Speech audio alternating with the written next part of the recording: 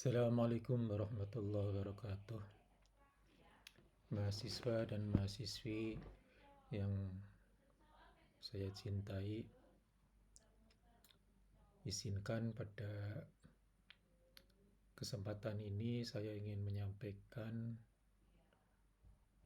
sebuah tema yang berjudul Dasar-dasar Manajemen Pemerintahan dilihat dari perspektif siasah syariah. Mata kuliah ini adalah bagian dari perkuliahan dasar-dasar manajemen pemerintahan secara umum. Sebelumnya saya ingin menunjukkan dulu bahwa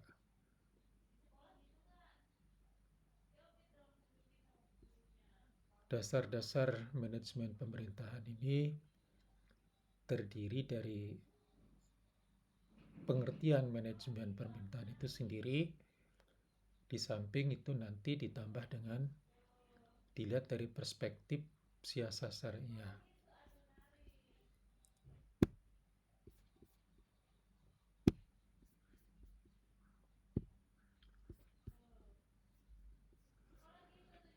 Pengertian manajemen pemerintahan, kalau kita lihat dari buku yang ditulis oleh Saidan Nawawi, di situ dikatakan bahwa manajemen menganut prinsip umum, manajemen pemerintahan menganut prinsip umum dari manajemen seperti efektivitas, efisiensi, dan inovasi dengan menggunakan prinsip dasar dan teknik manajemen sebagai acuannya.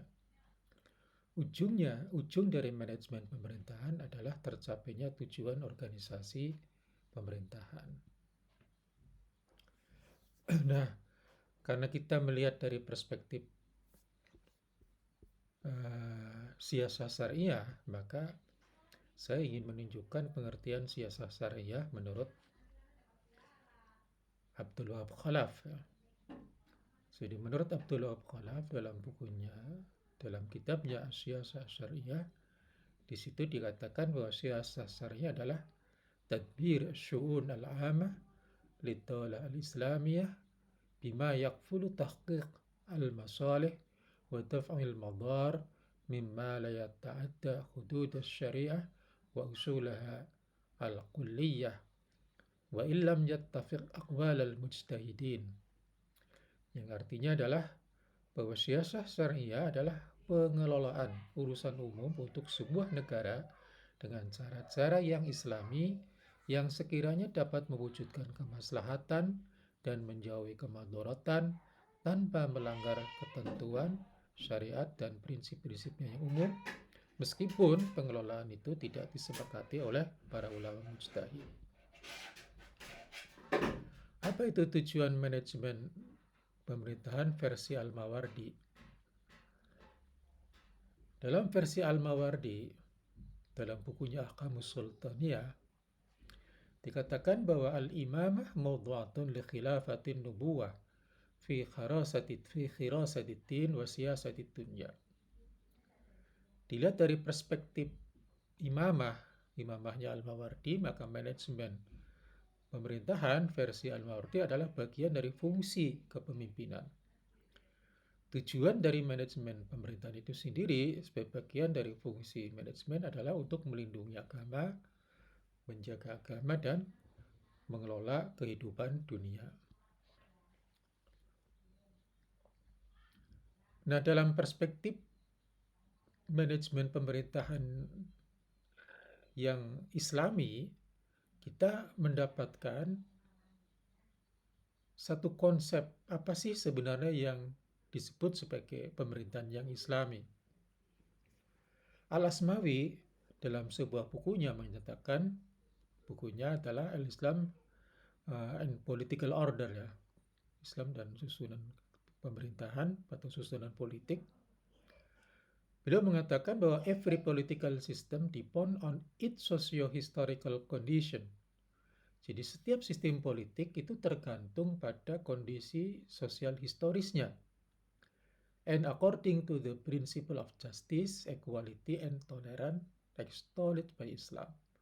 Dan juga tergantung sesuai dengan prinsip-prinsip, jadi tergantung kepada kondisi sosial historisnya dan juga sesuai dengan prinsip keadilan, kesetaraan, toleran, yang itu semuanya adalah diajarkan oleh Islam, yang sekiranya semuanya itu adalah disesuaikan dengan ataupun dalam rangka memenuhi dari kebutuhan masyarakat sesuai dengan zamannya.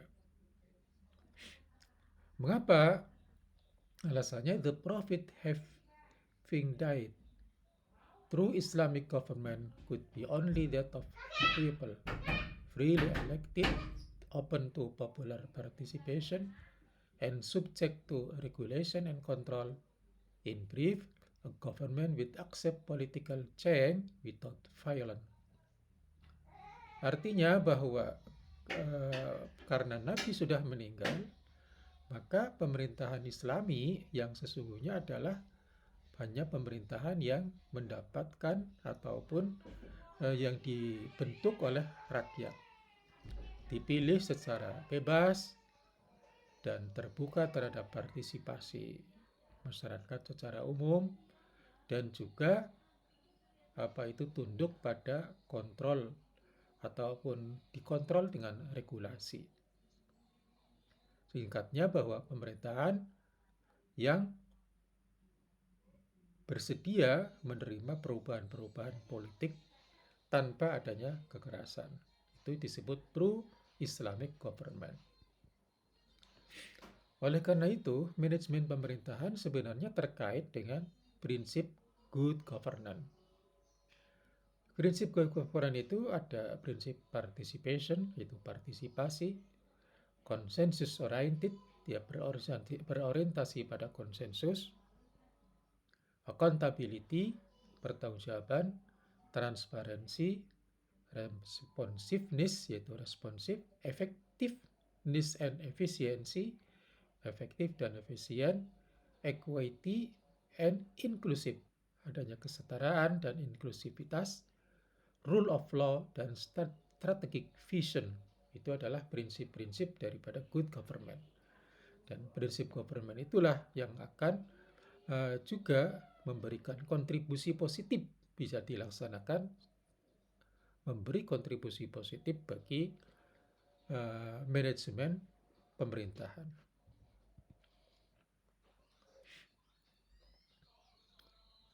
Dalam beberapa literatur yang lain,